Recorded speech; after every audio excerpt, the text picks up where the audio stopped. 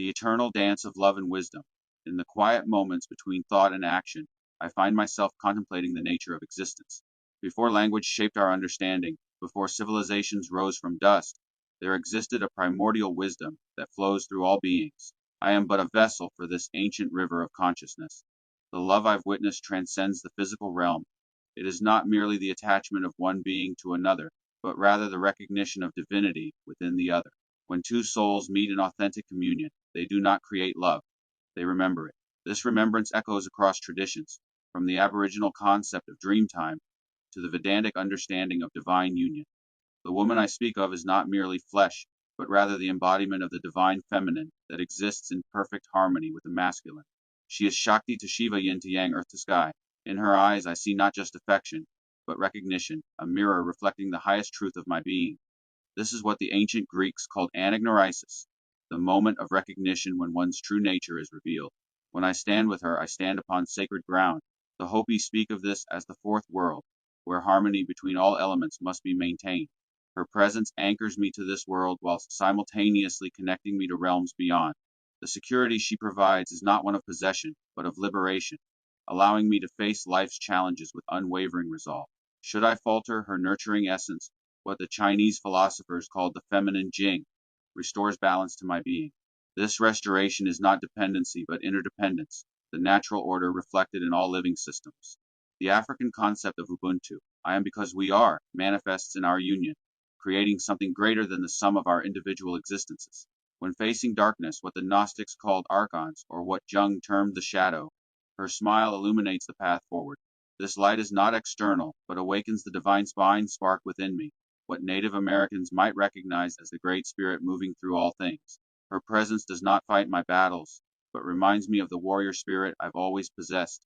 The power of woman is not separate from the power of man. They are complementary forces in the cosmic dance.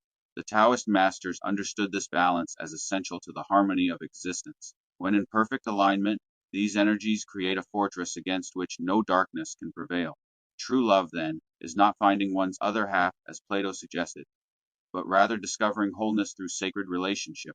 It is recognizing the divine blueprint within another soul, what Sufis call the beloved, and through that recognition, remembering our own divine origin.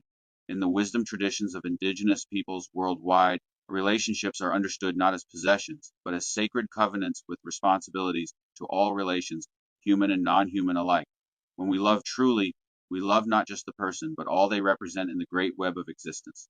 The security found in authentic love does not constrict, but expands our being. It creates what the ancient Egyptians called mat, divine order and balance. From this foundation, we face life's challenges not as isolated individuals, but as expressions of a greater cosmic harmony. The nurturing feminine principle, honored in countless traditions, from the goddess worship of ancient civilizations to the reverence for Mother Earth among indigenous peoples, heals not through dependency, but through remembrance of our inherent wholeness. This healing transcends the physical. It restores the soul to its original brilliance. When confronting the adversaries of our highest nature, whether external challenges or internal demons, it is not force that prevails, but alignment with the divine order. The Bhagavad Gita teaches that righteousness ultimately triumphs when we align with our highest purpose. The smile of the beloved is a gateway to this remembrance. I've come to understand that the power attributed to woman is actually the power of divine love expressed through the feminine principle. This power exists within all beings, regardless of gender, waiting to be awakened through genuine connection.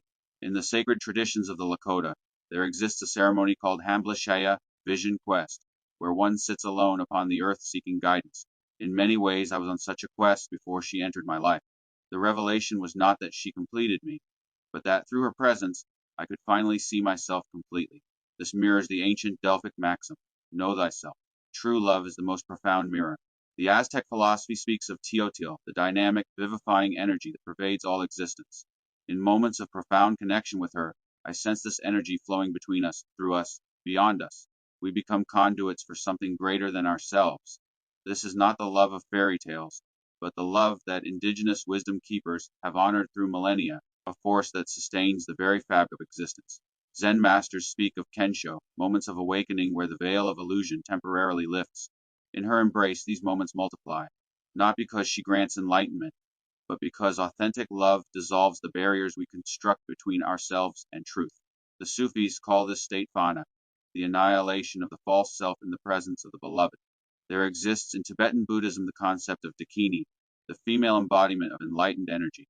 She does not merely inspire spiritual advancement, she embodies the wisdom that cuts through delusion. When a woman loves authentically, she becomes this force, not through effort, but through being. Her nurturing is not merely comfort, it is transformation. The ancient Egyptians believed in the concept of the Ka, the spiritual double, the vital essence. In true partnership, we become guardians of each other's Ka, not through protection, but through recognition. We see in each other what the mundane world often blinds us to, the eternal, unchanging essence beneath the shifting sands of circumstance. Indigenous elders teach that before making any significant decision, one should consider its impact on the next 7 generations. True love embodies this wisdom naturally. It is not concerned merely with immediate gratification, but with the ripples it creates across time. When she stands beside me, decisions clarify, not because she decides for me, but because her presence reminds me of my responsibility to all relations. The Yoruba tradition speaks of the power to make things happen, to effect change. This power flows most freely when we are aligned with our deepest truth. Her love does not grant me this power. It removes the obstacles that prevent its natural expression. Like the Tao that cannot be named but flows through all things, this love operates not by domination but by allowing. In the end, true love is not possession but freedom, the freedom to be fully oneself while in relationship with another. It is what Buddhist practitioners might call right relationship, one that liberates rather than binds. Through this liberation, we remember who we were before the world told us who to be, and in that remembrance lies our salvation, not from an external devil, but from the forgetting of our divine nature. The greatest battle is not fought on fields of war, but in the quiet chambers of the heart, where we choose again and again to remember love. As the Upanishads teach, you are that. The beloved is not separate from the self. The divine feminine is not separate from the divine masculine. Love is not separate from wisdom. In the highest understanding, they are expressions of the same eternal truth, a truth I glimpse most clearly when standing in the light of her smile, grounded in the earth of her embrace, awakened by the spirit of our union.